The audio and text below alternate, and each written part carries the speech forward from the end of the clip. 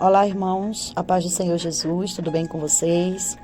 Agora estaremos dando início, ao estudo do nosso capítulo 3, uma breve explicação, um resumo sobre o capítulo 3 aqui do Evangelho de Jesus Cristo, segundo escreveu Mateus, e nós temos por título a pregação de João Batista. Nós iremos agora dar início à leitura, certo? A cada passagem que a gente for lendo, a gente já vai estar dando um pouco, um resumo da explicação, tá bom? Naqueles dias, apareceu João Batista pregando no deserto da Judeia e dizia: arrependei-vos, porque está próximo o reino dos céus, porque este é o referido por intermédio do profeta Isaías. Voz do que clama no deserto, preparai o caminho do Senhor, endireitai as suas veredas. Usava João vestes de pelo de camelo e um cinto de couro. A sua alimentação era gafanhotos e mel silvestre. Então saíam a ter com ele Jerusalém, toda a Judéia e toda a circunvizinhança do Jordão, e eram por ele batizados no rio Jordão, confessando os seus pecados. Vendo ele, porém, que muitos fariseus e saduceus vinham ao batismo, disse-lhes: raça de víboras, quem vos induziu a fugir da ira vindoura? Produzi, pois, frutos dignos de arrependimento, e não comeceis a dizer entre vós mesmos: temos por pai a Abraão, porque eu vos afirmo que destas pedras Deus pode suscitar filhos a Abraão. Já está posto o machado à raiz das árvores, Toda árvore, pois, que não produz bom fruto, é cortada e lançada ao fogo. A gente vai estar vendo aqui até o versículo 10 do capítulo 3. A gente vai estar falando um pouco, viu, irmãos, a respeito do ministério de João Batista, o chamado de João Batista, a pregar Jesus Cristo, a vinda do Messias, E em Mateus 3, nós vemos que João Batista, ele desenvolveu o seu ministério pregando no deserto da Judéia. Ele dá início à pregação sobre o reino de Deus e convoca o povo ao batismo de arrependimento. Além disso, ele anuncia que alguém maior que ele viria, julgaria e limparia toda a impureza da terra. João Batista, irmãos, convida a todos os seus ouvintes ao arrependimento. Ele os advertia sobre a farsa da religiosidade e os estimulava a dar frutos sinceros de arrependimentos. Então, durante uma de suas ministrações e batismo, João Batista foi surpreendido com a presença de Jesus Cristo. Ele ficou perplexo ao saber que o Senhor queria ser batizado por ele. Após muita relutância, muita insistência, João entende que esta era a vontade de Deus e procede com o batismo de Jesus. E a confirmação desse ato, irmãos, se dá com a descida do Espírito Santo sobre o Senhor e a voz vinda do céu, que diz: este é o meu filho amado, a quem me agrado, que está também lá em Mateus 3,17. Vocês podem verificar, que o ministério de Jesus, aliás, de João Batista, foi para pregar as boas novas, o reino de Deus, e os frutos do arrependimento. E o ministério de João Batista, a carreira ministerial é, sem dúvida, o maior de todos os privilégios que o ser humano pode desfrutar, o ser humano pode ter. Viver na presença de Deus para servi-lo é fantástico, é maravilhoso. Não tem preço, irmãos? E, contudo, há muitos desafios e dureza na jornada. João Batista, por exemplo, pregava no deserto. E não era mensagem motivacional, não, como a gente vê muitas pessoas fazendo hoje, Era sobre arrependimento. Ele pregava mesmo contra o pecado, Ele ia de encontro ao pecado. Ele não deixava nenhuma mensagenzinha motivacional, motivando as pessoas a seguir, não. Ele pregava contra em favor do arrependimento, das pessoas, E o mais impressionante é que as pessoas queriam estar ali com ele para ouvi-lo, Elas saíam do conforto das cidades para ouvir aquele truculento no deserto, aquele homem, que às vezes se tornava ignorante para tantos, E o grande segredo de João estava em fazer a vontade de Deus. Então, olha aí, aonde é que está o grande segredo, nas nossas vidas? É em fazermos a vontade de nosso Deus, anunciar a verdade, conduzir pessoas ao arrependimento. Além de ser a missão de João Batista, que era a missão de João Batista, também não é diferente conosco, também é a nossa missão. E quando nós nos referimos à pregação de João Batista, viver no tempo da graça é realmente um privilégio, né? O acesso à salvação eterna é muito mais claro que lá no Antigo Testamento. Contudo, ela continua sendo uma jornada e, como toda viagem, tem início, meio e fim. João Batista nos mostra um destes pré-requisitos, né, que é o arrependimento. E com tudo isso, né, gente, muitas pessoas elas acabam achando que Deus está desesperado, né, para lotar o céu, porque ele fez um alto investimento e precisa vender os lotes. Daí ele vai aceitar pessoas de todo tipo, né? Fazendo qualquer tipo de coisa, tendo qualquer tipo de vida, né? Seguindo aí os desejos da sua carne, os seus desejos, né? Seus próprios desejos. Ou seja, elas acham que para entrar no céu não há filtro, né? Pecado, prostituição, adultério, tudo vale, né? Então, nós devemos analisar a nós mesmos, né? E ver, né? Se realmente nós fazemos parte desse povo salvo. Mas só que nós sabemos que não funciona assim. João, ele nos diz o que é preciso. É preciso frutos que mostrem o nosso arrependimento. Se ao olhar para nós, Deus enxergar um trapaceiro espiritual, ele não permite o acesso ao seu reino eterno. Amém, irmãos? E sobre o batismo de Jesus, irmãos, Jesus Cristo, ele é o Filho amado de Deus. Todos ouviram essa amorosa declaração naquele dia, né? A voz altissonante de Deus, né, vinda do céu, que declarou publicamente isso, está aqui na Bíblia, nós também lemos e relemos e sempre vamos estar encontrando essa passagem, né? Esta é uma das confirmações oficiais da divindade de Jesus, inclusive o testemunho do próprio Deus, dizendo o quanto amava e ama o seu Filho. Assim, com a Jesus, o Senhor, Deus também nos ama, né? Como a Jesus, Deus também nos ama. Isso não é segredo, né? A grande questão é que respostas estamos dando, que resposta nós estamos dando a esse amor, né? O que nós estamos fazendo em prol desse amor que foi dividido conosco, né? Jesus Cristo, com muito empenho e fé, deixou claro o quanto amava seu Pai, por meio de sua vida, palavras, escolhas, enfim, por meio da obediência, e tudo revelava seu amor. E nós, como é que nós estamos deixando claro que nós amamos ao nosso bom Deus? Como está sendo a nossa vida? Que palavras nós usamos, né, no dia a dia?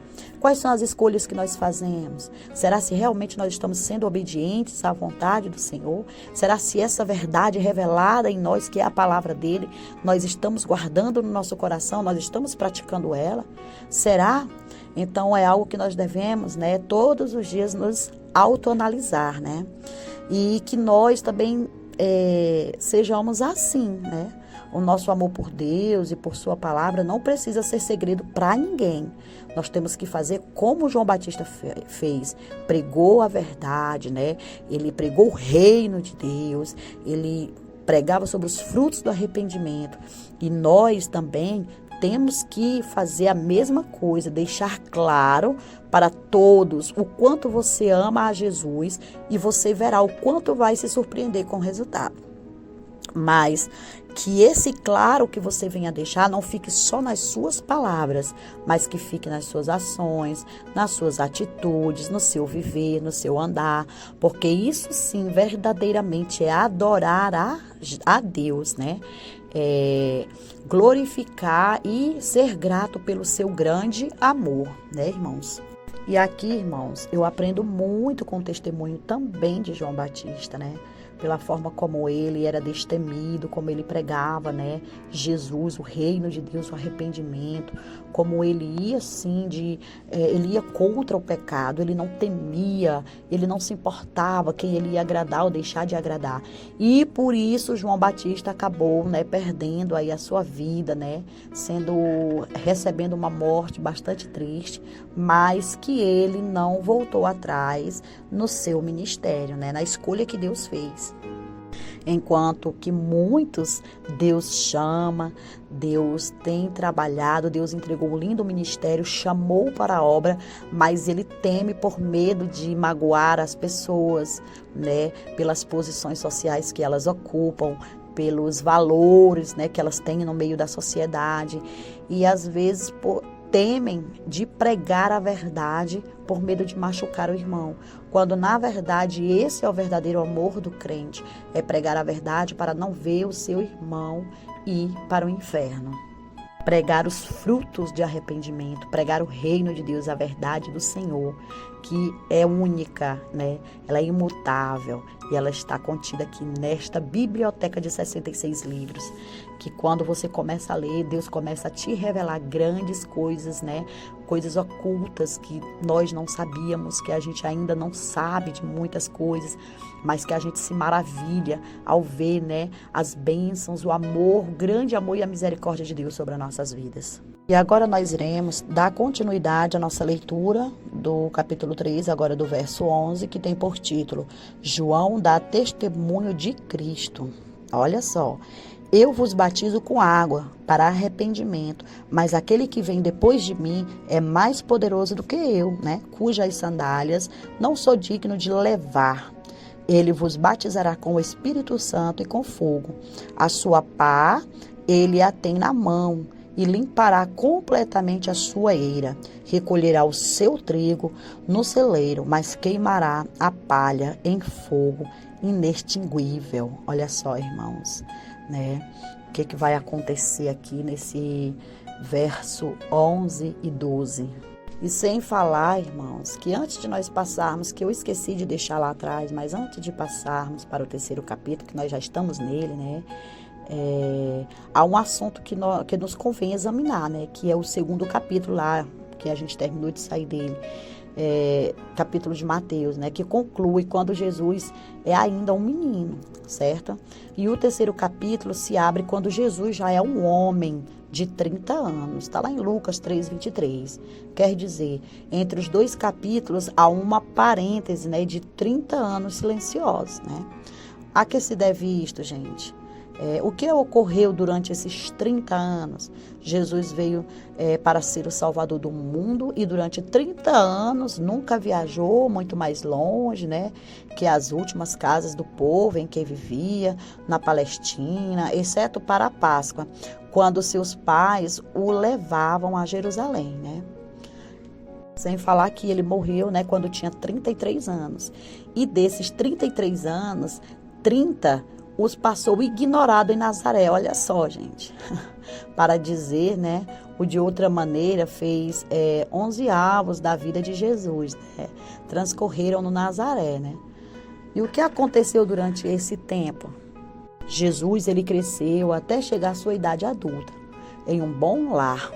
Não pode haver melhor começo para uma vida útil, né? Jesus, ele cumpria os deveres de um primogênito. É muito provável que Jesus tenha morrido antes que seus filhos crescessem, né?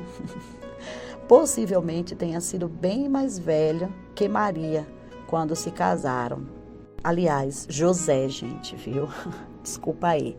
Na história da festa, né, de bodas em Caná da Galileia, José não é mais mencionado, né? Embora Maria estivesse presente ainda. E é razoável pensar que José tinha morrido. De modo que Jesus deve haver se convertido no carpinteiro do povo, lá em Nazaré, né, para sustentar a sua mãe e os seus irmãos mais novos. Né, e o mundo o estava chamando e, entretanto, acima de tudo, cumpriu suas obrigações para com sua mãe, seus irmãos e seu lar. Quando morreu, a mãe de Jesus, né, pôde contemplar, né, a morte aí do seu filho, né, gente? E é importante a gente ressaltar esse período, né, de silêncio para que a gente possa entender melhor aqui essa passagem, esse capítulo 3. Esse capítulo 2, né, para o capítulo 3. E falando mais um pouco, né, a respeito dos versos anteriores, a pregação de João Batista, ele pressupunha que o juízo ele aconteceria, né, antes da vinda do reino, né? Algo que foi ensinado pelos profetas do Antigo Testamento, né? e as veredas, elas foram endireitadas. Se encontra lá no capítulo 3, de 3 a 6, né? Elas reparadas, consertadas, aplanadas, né? E niveladas antes da vinda do rei. João estava, portanto, preparando o caminho espiritual do Messias antes de sua chegada. E a citação aqui é de Isaías, no capítulo 40, verso 3, né? Passagem que o profeta mostra a necessidade de preparar o caminho para a volta do povo judeu do cativeiro no exílio para a sua terra natal, que era Israel. No verso 7, 9, né? Os fariseus e saduceus eram dois grupos religiosos que dominavam nos dias de Cristo. Ambos os grupos afirmavam que eram os verdadeiros seguidores do judaísmo, mas suas crenças eram muito diferentes. Os fariseus tinham respeito dos leigos de Israel, em termos de doutrina. Não se apegavam somente à lei de Moisés, aos profetas e às escrituras, mas também ao conjunto completo da tradição oral, né? Suas atividades se concentravam nas sinagogas, e os saduceus eles estavam ligados à casta sacerdotal, né, para quem a adoração estava centralizada no templo, e extremamente conservadores, né? Suas crenças relacionavam-se essencialmente ao Pentateuco, né, que é os livros de Gênesis a Deuteronômio. E já no capítulo 3, verso 10, está posto o machado, a raiz, né, das árvores. João, gente, comparou seu ministério com o machado de Deus, que arranca de seu jardim as árvores mortas, principalmente as que não produzem frutos de arrependimento. E agora, entrando nos versos de 11 a 14, né, como a gente acabou de fazer a nossa leitura, eu vou até completar aqui a leitura, que diz, no verso 13... Por esse tempo, dirigiu-se Jesus da Galileia para o Jordão, a fim de que João o batizasse. Ele, porém, o dissuadia, dizendo: Eu é que preciso ser batizado por ti, e tu vens a mim? Mas Jesus lhe respondeu: Deixa por enquanto, porque assim nos convém cumprir toda a justiça. Então ele o admitiu, né? Batizado Jesus, saiu logo da água, e eis que se lhe abriram os céus, e viu o Espírito de Deus descendo como pomba, vindo sobre ele. E eis uma voz dos céus que dizia: Este é o meu Filho amado, em quem me comprazo, né? E a gente pode estar fazendo uma breve explanação do verso 11 até o 14, né? Que ele vos batizará com o Espírito Santo e com fogo. João convocava as pessoas ao arrependimento mediante o batismo nas águas. Mas aquele que viria após ele era tão grandioso que traria a si mesmo todas as pessoas e as batizaria com o Espírito Santo. João sabia que o reino que viria seria marcado pela grande atuação do Espírito Santo na vida das pessoas, né? Cabia ao Messias, então, realizar essa obra, batizar seu povo com o Espírito. Mas aqueles que o rejeitassem, ele os batizaria com fogo, né? O que provavelmente é uma alegoria do juízo de Deus. O que deixa bem claro que na sua primeira vinda, Cristo batizou com o Espírito, né? Porém, quando vier novamente, ele batizará com fogo. E aqui no verso 15, irmãos, dando continuidade, né? Essa expressão aqui do verso 15, que é cumprir toda a justiça, essa expressão não significa que o Senhor Jesus foi batizado porque tinha pecado, né? Pois ele não tinha pecado. O batismo de Jesus provavelmente serviu a muitos propósitos, né? Jesus, ele se identificou com o remanescente fiel de Israel, né? Que havia sido batizado por João. Confirmou o ministério de João e cumpriu a vontade do seu Pai. Nos versos 16 a 17, né? Essa é a prova cabal de que Deus reconheceu Jesus como o Messias. Olha aí, gente. No verso 15, a gente viu que Jesus, ele foi batizado porque ele tinha uma identidade, né? E no 16 ao 17, essa era a prova, né, de que Deus havia reconhecido Jesus como o Messias. Isso significa, meus irmãos, que Deus sempre se agradou do seu Filho e sempre se agradará. E é exatamente isso que Deus também quer de nós. Ele quer poder se agradar de nós. E é por isso que Jesus, ele veio a essa terra cumprir, né, a sua missão Ele pagou um alto preço pelas nossas vidas e nós fomos comprados por um alto valor, irmãos. Foi preço de sangue. Jesus veio aqui, Jesus ele sofreu, ele se fez carne nessa terra, né? E ele morreu, mas ao terceiro dia ele ressuscitou. E nós, né, somos essa prova, a prova do seu amor, né, da sua missão. Ele veio em nosso lugar, ele morreu em nosso lugar, né?